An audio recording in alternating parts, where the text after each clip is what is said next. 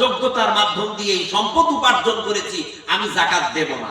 মুসা আলাইহিস সালাম বলল, কারণ তাহলে তুমি আযাবের অপেক্ষা করো। কারণ বলছে, okay bring it if you can, পারলে নিয়ে আসো, আমি প্রস্তুত আছি। এই কথা বলার সাথে সাথে রব্বুল আলামিন মুসাকে বললেন, মুসা ফাখাসাফনা বিহি ওয়া বিদারিহিল আরদ, ও মুসা তুমি নিরাপদ দূরত্বে সরে যাও, তুমি সেফ জোনে চলে যাও।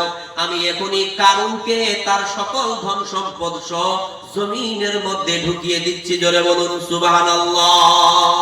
তারপরে কারুন তার সকল সম্পত্তি নিয়ে জমিনের ভিতরে ঢুকতে শুরু করলো।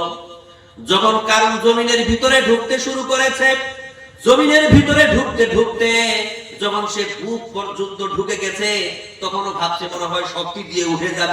যখন গলা পর্যন্ত ঢুকে গেছে, তখন কারুন ভাবছে আর তো কোনো বাঁচার পথ নাই।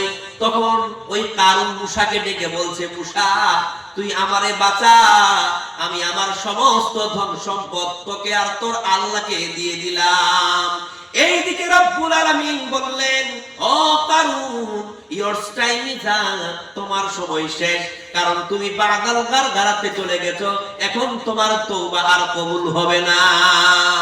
বিশ্বাস করুন আমার মুসলমান ভাইরা, এই পৃথিবীতে বিগত দিনে যত সন্ত্রাসীরা রয়েছিল, যত বড় বড় শত্রুরা, যত বড় বড় দুশমনেরা ছিল, তারা প্রত্যেকেই শেষ মুহূর্তে গিয়ে আল্লাহর কাছে ঈমান নিয়ে এসেছিল, কিন্তু সেই সময় তাদের ঈমান আল্লাহর কাছে গ্রহণ হয় না। তার মানে আমাদেরকে বুঝতে হবে এই আলোচনার মধ্য দিয়ে যে যখন আমরা বাগাল গারগারাতে পৌঁছে যাব, যখন আমাদের মৃত্যুর সময় অতি সন্নিকটে চলে আসবে, আমরা কারিবুল মউতে পৌঁছে যাব, তখন যদি আমরা আল্লাহর কাছে তওবা করি, তখন কিন্তু আল্লাহ তাআলা আমার তওবা কবুল করবে না। তাহলে এখনই আমাদের আল্লাহর কাছে তওবা করার সময়, তাই না? এই যে আপনারা বসে আছেন, এখনই আল্লাহর কাছে তওবা করুন, এখনই আল্লাহর কাছে ক্ষমা চান। আল্লাহকে বলুন, আল্লাহ তুমি আমাকে মাফ করে দাও, আল্লাহ তুমি আমাকে ক্ষমা করে দাও। এটাই হচ্ছে আপনার সময়। আর তার জন্য আমি বলে থাকি যে দিস টাইম ইজ ইয়ার্স, এই সময়টাই হচ্ছে তোমার। After time is not years, পরের সময়টা কিন্তু তোমার নয়। এই যে তুমি এখানে বসে আছো, তোমার জীবনের কি গ্যারান্টি আছে ভাই যে তুমি এখান থেকে উঠে বাড়িতে তোমার ঘরের চৌকাঠটি পার করতে পারবে? আছে গ্যারান্টি? নাই। তাহলে তোমার যদি এই এখান থেকে উঠে তুমি যে বাড়ি যাবে, এটা যদি তোমার গ্যারান্টি না থাকে, তাহলে পরের সময়টা কি তোমার হলো না? তাহলে এই সময়টাই তোমার। তাই তো আমি বলে থাকি, this time is yours, after time is not yours. এই সময়টা হচ্ছে তোমার, পরের সময়টা তোমার নয়। তাহলে তুমি পরের সময়টাকে কেন্দ্র করে কথা বলবে কেন? অনেক মানুষকে দেখতে পাওয়া যায় না যে যদি আপনি বলে, এই তোর যুবক ভাই কি ব্যাপার, নামাজ কেন পড়ো না? তুমি তো মুসলমানের ছেলে, মুসলমানের বাচ্চা, মসজিদে আসো নামাজ পড়ো। তোমরা বলবে যে হুজুর ওই একটু আর যাক, একটু আর বড় হই তখন ধরবো। আরে বোকা, এটাই তো তোমার সময়। এই যে তুমি বললে আর একটু বড় হই, ওটা তো তোমার সময় নয়। তাহলে তোমরা কি কেন্দ্র করে কথা বললে কেন? আপনি যদি কাউকে বলেন, ভাই আপনি বিড়ি সিগারেট এসব কিছু করছেন নাকি, এটা বন্ধ করো। আপনি সুদ ঘুষ খাচ্ছেন, একটু বন্ধ করো। তখন সে বলে যে হুজুর এখন তো আছি, একটু পরে ছাড়াবো। একজন মানুষ হয়তো দাড়ি ছাড়ে না, দাড়িটা কেটে কেটে দিচ্ছে, বলছে হুজুর দাড়িটা ছাড়বো, পরে ছাড়বো। এই যে পরে মানে আফটার টাইম, এটা তোমার নয়। আফটার টাইম তোমার অধীনে নয়। তাহলে আফটার টাইমের ব্যাপারে তুমি কোনোদিন বলতে পারো না। আমরা ছোটবেলায় যখন আমরা মাদ্রাসায় পড়তাম, তখন আমরা একটা ছোট্ট একটা পড়েছি, শব্দ পড়েছি যে আজ কা কাম কাল পার নাটা। এটা কেন বলা হয়েছে বলুন তো? আজকের কামটাকে আমরা কালকে টালতে পারি না, কারণ কালকের দিনটা আমাদের জন্য নয়। কারণ কালকে যে আমি থাকবো, কালকে যে আমি বাঁচবো, এর কি গ্যারান্টি আছে? তাই বলি প্রিয় ভাইরা, আজকে যারা আপনারা বসে আছেন, আমার মা বোনেরা যারা বসে আছেন, আমি বলতে চাই আজকে আপনি আল্লাহর কাছে তওবা করুন। আপনি আজকেই বলুন যে আল্লাহ তুমি আমাকে মাফ করে দাও, তুমি আমাকে ক্ষমা করে দাও। বিগত জীবনে যা পাপ করেছি আমি গুনতে যাব না আল্লাহ। কারণ আমি যদি আমার পাপকে গুনতে যাই, তাহলে গুনতে গুনতে আমার জীবনটাই শেষ হয়ে যাবে।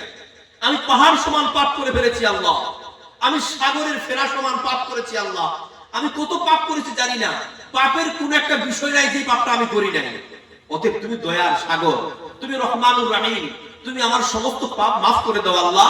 আমি আগামীতে আর কোনোদিন পাপ করব না। আগামীতে আমি পাক্কা সাচ্চা মুসলমান হয়ে ইমানদার হয়ে নিজের জীবনটাকে কাটাবো। আল্লাহ তোমার জান্নাত লাগবেই লাগবে, কারণ ওই তোমার জাহান্নামের কষ্ট আমি সহ্য করতে পারবো না আল্লাহ, তোমার ওই জাহান্নামের আযাব আমি বরদাস্ত করতে পারবো না আল্লাহ, তুমি আমাকে মাফ করে দাও। এইভাবে যদি কোনো একজন আল্লাহর কাছে গিরগির করে কান্না করে আর আল্লাহর কাছে ক্ষমা চায়, আমি কসম করে বলতেছি যদি বিশ্বনবীর কথা সত্য হয়ে থাকে তাহলে আপনাকেও এটা মানতে হবে আল্লাহ তাআলা আপনার বিগত জীবনের একটাও পাপ রাখবেন। আপনার বয়স যদি 70 বছর হয় না কেন, 70 বছর আপনি পৌঁছে গেছেন, বিগত জীবনে যত পাপ করেছেন 70 বছর ধরে সমস্ত পাপ মাফ। কিন্তু 70 বছরের পর যদি আপনি দুটো দিনও বাঁচেন তাহলে ওই দুটো দিন কিন্তু আপনাকে পাক্কা সাচ্চা বেগুনাহ নিষ্পাপ হয়ে কাটাতে হবে, তবে কি আপনি আল্লাহর জান্নাতে যেতে পারবেন। এটা কত বড় একটা অফার, চিন্তা করেছেন? হ্যাঁ, এটা কত বড় একটা অফার। এই যে বাবজি বসে আছে, এই যে আমার বাবজিরা বসে আছেন, এদের বয়স কত হয়েছে কল্পনা করেছেন? অনেক বয়স হয়ে গেছে।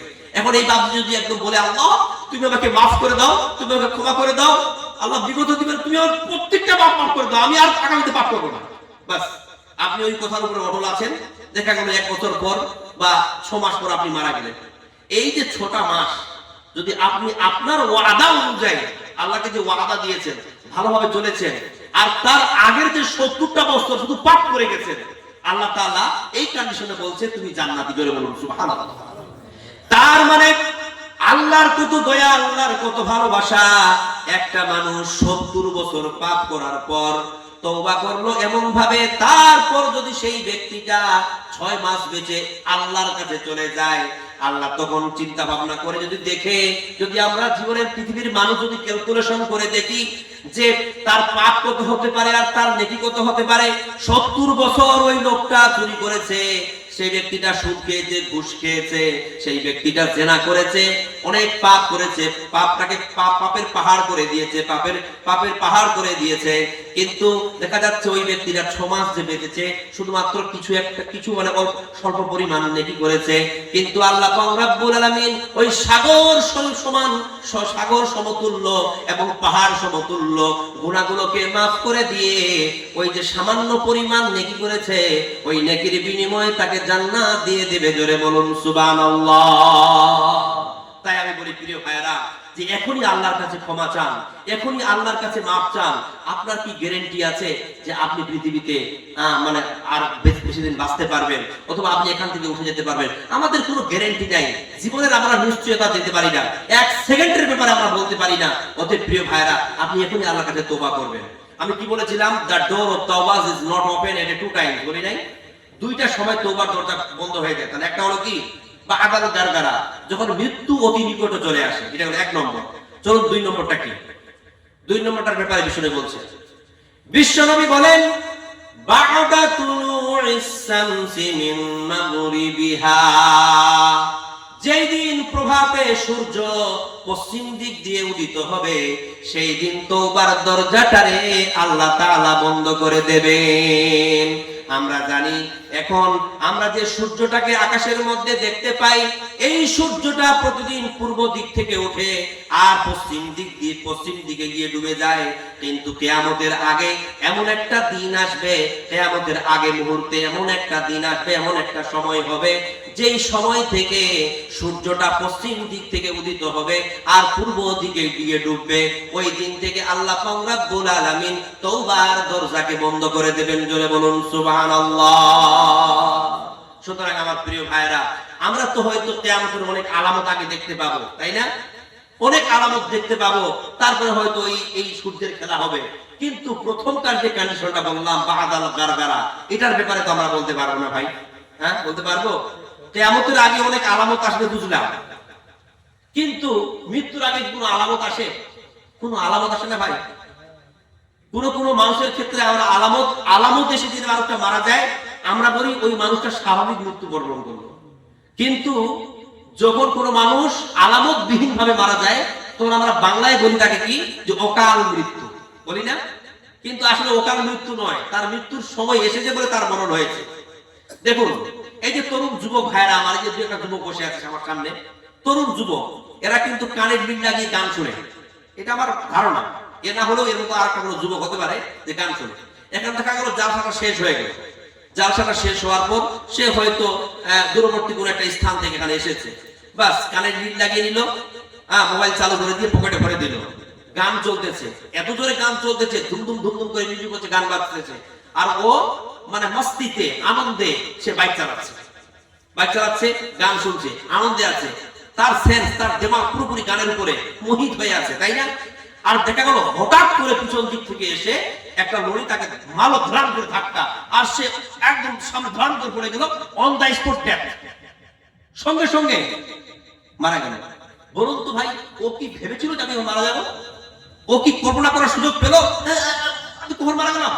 মানে তার মারা যাওয়ার সে 2 মিনিট আগে, 1 মিনিট আগে জানা যায় সে মারা যাবে, হঠাৎ পড়লো মরে গেল। তাহলে তখন সে কি আল্লাহর কাছে ক্ষমা চাওয়ার সুযোগ পেল? সুযোগ পেল না। তাহলে এইভাবে যদি আপনার সুযোগ হারিয়ে যায়, অথবা আপনি পড়ে গেলে আপনার জানটা যাচ্ছে, আর তখন যে আপনি বলেন আল্লাহ আমাকে মাফ করে দেন, তখন তো আল্লাহ বলবে এই তো বান্দা ঠেলা দিয়ে বলছে মাফ করে দেন, বলবে কি বলবে না? আল্লাহ তো তোমাকে করবে না। তার মানে আমরা বুঝতে পারতেছি যে তওবা করার সুযোগ কিন্তু আমাদের এখনই। আমি সুস্থ আছি, সাবলীল আছি, ভালো আছি, এখনই আমাকে আল্লাহর কাছে ক্ষমা চাইতে হবে। কারণ যদি আমরা আল্লাহর কাছে ক্ষমা না চাই, তাহলে আমরা বড় বিপদে পড়ে যাব। কেন বলুন তো প্রিয় ভাইরা আমার? কারণ আমাদের জীবনটা হচ্ছে পাপে ভরা। আমরা কত পাপ করেছি কোনো ঠিক নাই, ঠিক আছে? কোনো ঠিক নাই। আর একটা কথা বলে রাখি প্রিয় ভাইরা আমার, এই যে পৃথিবী, এই যে দুনিয়া, এই দুনিয়া কি চিরদিন থাকার জায়গা না। এই দুনিয়া ছেড়ে আমাদের চলে যেতে হবে। এই দুনিয়া আমাদের চিরদিন থাকার জায়গা না। তাহলে এই দুনিয়া ছেড়ে যখন চলেই যেতে হবে, এই দুনিয়া হচ্ছে আমাদের ক্ষণকালের জন্য একটা বাসঘর। তারপর এখান থেকে চলে যাব আরেকটা জগতে, যে জগৎটা হচ্ছে আমাদের অনন্তকালের জগৎ। তাহলে সেই জগতে আমি যেন শান্তিতে থাকতে পারি, সেই জগতে যেন আমি আরামে থাকতে পারি, এই চিন্তাটা করব না? করবো তো। তাহলে সেই চিন্তা যদি আপনার হয়, তাহলে এই দুনিয়ার জগতে আপনাকে পাপ মোচন করে পৃথিবী ছেড়ে যেতে হবে না? তাহলে আপনি যে পাপ করেছেন, আমাকে তওবা করে যাবেন না? অবশ্যই যেতে হবে। দেখুন, এই পৃথিবীতে আমরা চিরদিন থাকবো না প্রিয় ভাইরা, এই পৃথিবী ছেড়ে আমাদের চলে যেতে হবে। আপনাদেরকে একটা প্রশ্ন করি, do you worry about going to the grave? আপনারা কি চিন্তা করেন যে আপনাদেরকে কবরে চলে যেতে হবে? এই চিন্তাটা হয়? হয় না? হয়। অনেক মানুষের হয়, অনেকেরই আবার হয়। আমাদেরকে দিয়ে পৃথিবী ছেড়ে কবরে যেতে হবে, এই চিন্তাটা কিন্তু সবার হয় না। দেখুন, ওসমান রাদিয়াল্লাহু তাআলা আনহু, তিনি যখন কবরের পাশে যেতেন, কান্নায় ভেঙে পড়তেন, চোখ দিয়ে ঝরঝর ঝরঝর করে জল পড়তো। তার সাথীরা ওসমানকে বলতো, ওসমান কি ব্যাপার, আপনি যখন কবরের পাশে আসেন এত কান্না করেন, আমরা বুঝে উঠতে পারছি না। আপনার সামনে যখন জাহান্নামের বর্ণনা করা হয়, তখনও তো আপনি এত কান্না করেন না, যত কান্না আপনি কবরের পাশে আসলে করেন। কারণটা কি? তখন ওসমান বলছে, ও আমার সাথীরা, তোমরা কি জানো না, বিশ্বনবী, তোমরা এই কথাটা কি শোনো নাই? যখন আমি কবরের পাশে আসি, তখন বিশ্বনবীর একটা কথা আমার মনে পড়ে যায়। বিশ্বনবী বলেন, ওয়া আন্নাল কবরা আউয়ালু মানাজিলিল আখিরাহ, কবর হচ্ছে আখিরাতের প্রথম মঞ্জিল। যেই ব্যক্তি কবরটাকে সহি সালামত উত্তীর্ণ করে দিতে পারবে, সেই ব্যক্তিটার পরের ধাপগুলো সহজ হয়ে যাবে। জোরে বলুন সুবহানাল্লাহ। আর যে ব্যক্তি কবরের জগতে আটকা পড়ে যাবে, তার পরের ধাপগুলো, পরের স্টেপগুলো বড় কঠিন হয়ে পড়বে। ওসমান বলে, ও আমার সাথীরা, এই জন্যই যখন আমি কবরের পাশে আসি, বিশ্বনবীর এই কথা আমার মনে পড়ে, তখন আমার চোখ দিয়ে ঝরঝর করে জল পড়তে শুরু করে। তখন আমার মনে হয়, আমার সাথীরা, আমার মতোই আমার বন্ধুরা, আমার ভাইরা এই কবরের মধ্যে শুয়ে আছে, আমাকেও একদিন এই কবরের মধ্যে শুয়ে থাকতে হবে। এই অন্ধকার কবরে আমার গ্রামের এক ভাই শুয়ে আছে, আমার গ্রামের এক কাকা শুয়ে আছে, আমাকেও একদিন এই কবরের মাঝে শুইতে হবে। আল্লাহ জানি না তার সঙ্গে কবরে কি হচ্ছে, আমি যখন কবরে যাব, আমার সঙ্গে কবরে কি হবে আমি কিছু জানি না। কবরে যেতে হবে। আর বিশ্বনবীর ওই কথা, ও আন্নাল কবরে আউয়ালু মানাজিলিল আখিরাহ, কবর হচ্ছে আখিরাতের প্রথম মঞ্জিল। এই কথাগুলো শুনে আমার রূহগুলো কেঁপে ওঠে, আমার মনগুলো শিহরে ওঠে, আর আমার চোখ দিয়ে ঝরঝর ঝরঝর করে জল পড়তে শুরু করে। তখন সাথীরা বলল, আচ্ছা ওসমান, আমরা এখন বুঝতে পারলাম যে আপনি কবরের পাশে আসলে এত কান্না করেন কেন। কবরটা আসলে মারাত্মক বড় একটা জায়গা। চিন্তা করে দেখো না কবরে কি যাইবা না। আপনি সাউন্ডটা কমাচ্ছেন এত করে বাড়াবেন কেন? হেট, না বলে কই দিচ্ছেন? পুলিশ আসবে নাকি গো? পুলিশ আসবে? চিন্তা করে দেখো না। আপনাকে বানার কেন বলতে হবে? আপনি এর আগে বলেন না একবার? না বলে আমাকে বলে বলেন, তাহলে ভুল আছে গাইডলাইন্সে। চিন্তা করে দেখো না কবরে কি যাইবা না।